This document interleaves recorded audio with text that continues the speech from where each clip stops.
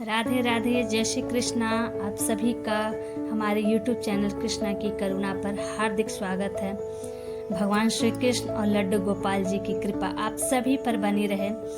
दोस्तों, आज हम आषाढ़ कृष्ण पक्ष की पावन योगिनी एकादशी का व्रत और पूजा कर रहे हैं। इस वीडियो में हम आपको अपने घर की पूजा, लड्डू गोपाल जी का श्रृंगार, भोग, आरती और योगिनी एकादशी के संपूर्ण कथा सुनाएंगे। यदि आप भी भगवान विष्णु और श्री कृष्ण के भक्त हैं, लड्डू गोपाल जी के भक्त हैं, तो वीडियो को अंत तक अवश्य देखें और कमेंट में राधे राधे जय श्री कृष्णा अवश्य लिखें। तो चलिए दोस्तों, शुरू करते हैं लड्डू गोपाल जी की सेवा और उनकी पूजा।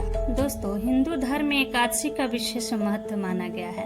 वर्ष भर आने वाली सभी एकादशियों में योगिनी एकादशी का स्थान अत्यंत श्रेष्ठ माना गया है। ऐसा कहा जाता है कि इस दिन श्रद्धा और भक्ति से भगवान विष्णु की पूजा करने से अनेक जन्मों के पाप नष्ट हो जाते हैं और जीवन में सुख, शांति तथा समृद्धि आती है।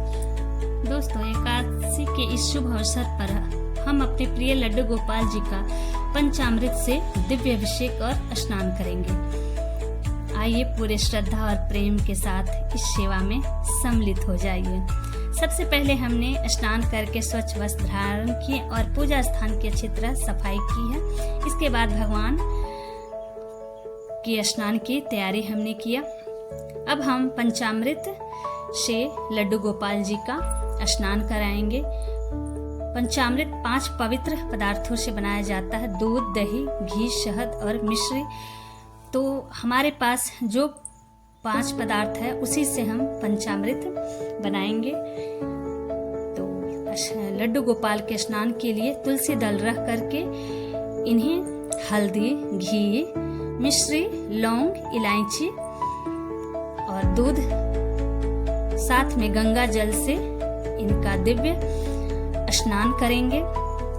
अभिषेक करते समय विष्णु भगवान का मंत्र ओम नमो भगवती वासुदेवाय, हरे कृष्ण हरे कृष्ण हरे कृष्ण हरे राम हरे राम कृष्णाय वासुदेवाय हरे परमात्मने प्रणत कलेश नाशाय गोविंदाय नमो नमः का जाप अवश्य करेंगे। और उसके बाद पंचामृत स्नान के बाद इन्हें सादे जल से स्नान करेंगे। स्नान करने के उपरांत इन्हें अच्छे से पोंछ देंगे और फिर अब इनका दिव्य श्रृंगार करेंगे। इन्हें सुंदर सा वस्त्र पहनाएंगे। इन्हें ये देखिए, मैं बहुत ही सुंदर खुशबूदार इत्र हमने लगाया।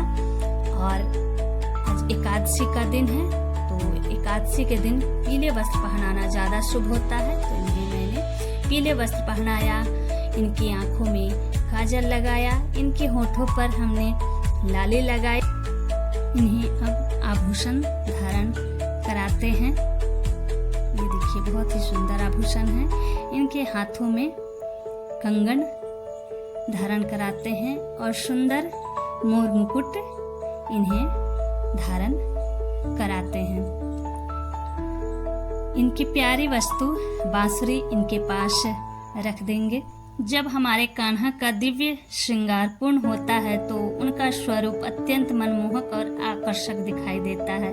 ये देखिए दोस्तों, कितने आकर्षक लग रहे हैं, कितने मनमोहक लग रहे हैं हमारे प्यारे कान्हा जी। और अंत में इन्हें हम आईना दिखा देते हैं कि जो हमने आपका श्रृंगार किया वो कैसा है। अब हम इनकी पूजा शुरू करेंगे। सबसे पहले इन्हें चंदन का तिलक लगाएंगे, साथ में हल्दी भी लगा देंगे क्योंकि आज एकादशी है। तुलसी पत्र में चंदन और हल्दी लगा करके इन्हें अर्पण करेंगे क्योंकि इन्हें तुलसी अत्यंत प्रिय है।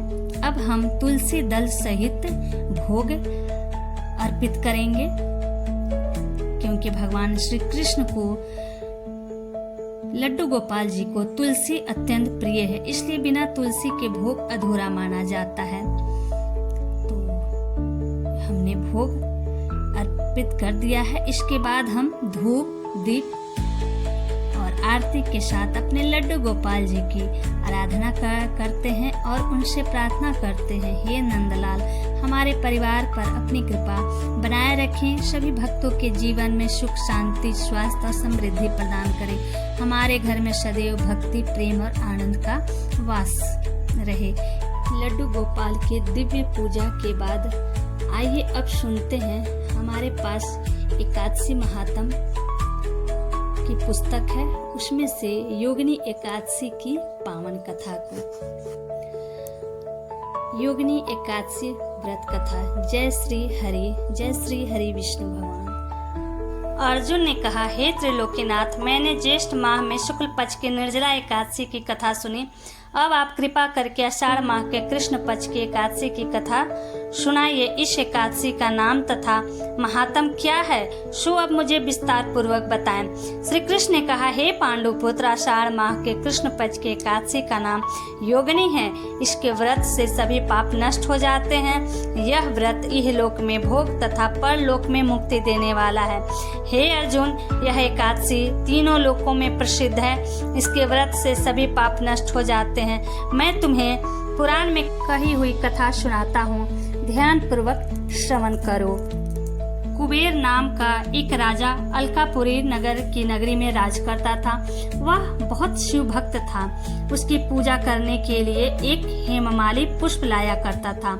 माली की विशालाक्षी नाम की अति सुंदर स्त्री थी। एक दिन वह मानसरोवर से पुष्प ले आया, किंतु कामासक्ता होने के कारण पुष्पों को रखकर अपनी स्त्री के साथ रमन करने लगा। इस भोग विलास में दोपहर हो गई। हेममाली की राह देखते देखते जब राजा कुबेर को दोपहर हो गई तो उसने क्रोध पूर्वक अपने सेवकों को आज्ञा दी कि तुम लोग जाकर पता लगाओ कि हेममाली अभी तक पुष्प लेकर क्यों नहीं आया। जब सेवकों ने उसका पता लिया तो राजा के पास जाकर बताया, हे राजन, वह हेममाली अपनी स्त्री के साथ रमन कर रहा है। इस बात को सुन राजा कुबेर ने हेममाली को बुलाने की आज्ञा दी। डर से कांपता हुआ हेममाली राजा के सामने उपस्थित हुआ। उसे देखकर कुबेर को अत्यंत क्रोध आया और उसके होंठ फड़फड़ाने लगे। राजा ने कहा, अरे अधम, तूने मेरे परम पूजनीय देवों के देव भगवान शिव जी का अपमान किया है। मैं तुम्हें श्राप देता हूँ कि तुम स्त्री के वियोग में तड़पे और मृत्यु लोक में जाकर कोढ़ी का जीवन यापन करे। कुबेर के शाप से वह तत्क्षण स्वर्ग से पृथ्वी पर आ गिरा और कोढ़ी हो गया। उसकी स्त्री भी उससे बिछुड़ गई। मृत्यु लोक में आकर उसने अनेक भयंकर कष्ट भोगे, किंतु शिव की कृपा से उसकी बुद्धि मलिन नहीं हुई और उसे पूर्व जन्म के भी शुद्ध रहे। अनेक कष्टों को भोगता हुआ तथा अपने पूर्व जन्म के कुकर्मों को याद करता हुआ वो हिमालय पर्वत की तरफ चल पड़ा।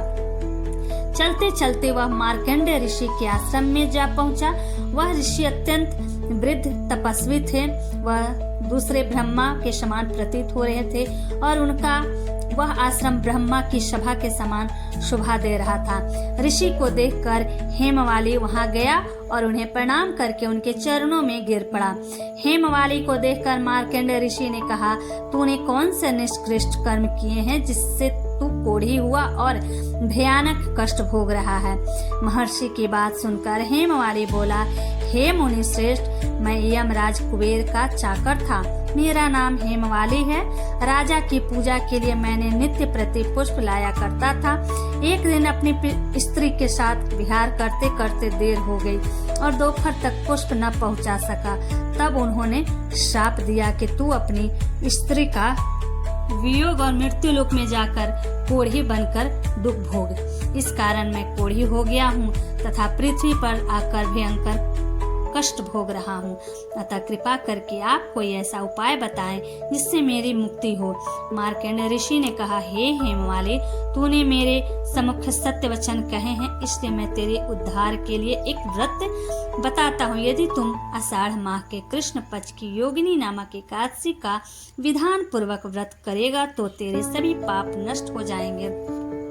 महर्षि के वचन सुन हेममाली अति प्रसन्न हुआ और उनके वचनों के अनुसार योगिनी एकादशी का विधान पूर्वक व्रत करने लगा।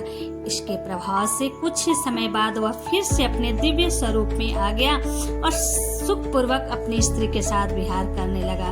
हे राजन, इस योगिनी की कथा का फल 88 सहस्त्र ब्राह्मणों को भोजन कराने के बराबर है। इसके व्रत से सभी पाप नष्ट हो जाते हैं और अंत में मोक्ष की प्राप्ति करके प्राणी स्वर्ग का अधिकारी बनता है।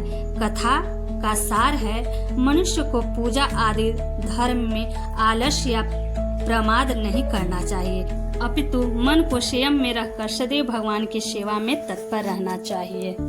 कथा का वाचन करने के बाद हमने भगवान की आरती की, परिवार के सभी सदस्यों के सुख स्वास्थ्य और समृद्धि की प्रार्थना की। भगवान से यही कामना है कि सभी भक्तों के जीवन में खुशियां आए और हर घर में प्रेम, शांति और भक्ति बनी रहे। दोस्तों, यदि आप भी योगिनी एकादशी का व्रत करते हैं तो भगवान विष्णु और लड्डू गोपाल जी से अपने मन की प्रार्थना अवश्य करें। सच्चे मन से की गई प्रार्थना कभी व्यर्थ नहीं जाती। यदि आपको हमारे यह पूजा विधि और कथा वाला वीडियो पसंद आया हो तो वीडियो को लाइक करें, अपने परिवार और मित्रों के साथ शेयर करें और हमारे चैनल कृष्ण की करुणा को सब्सक्राइब करना न भूलें। कमेंट में ओम नमो भगवते वासुदेवाय, राधे राधे, जय श्री हरि विष्णु भगवान जरूर लिखें। आपके पूरे परिवार पर भगवान विष्णु लड्डू गोपाल जी की कृपा बनी रहे। जय श्री राधे, जय श्री हरि विष्णु, जय लड्डू गोपाल जी की। फिर मिलते हैं आगे की वीडियो में, तब तक दीजिए अनुमति। नमस्कार।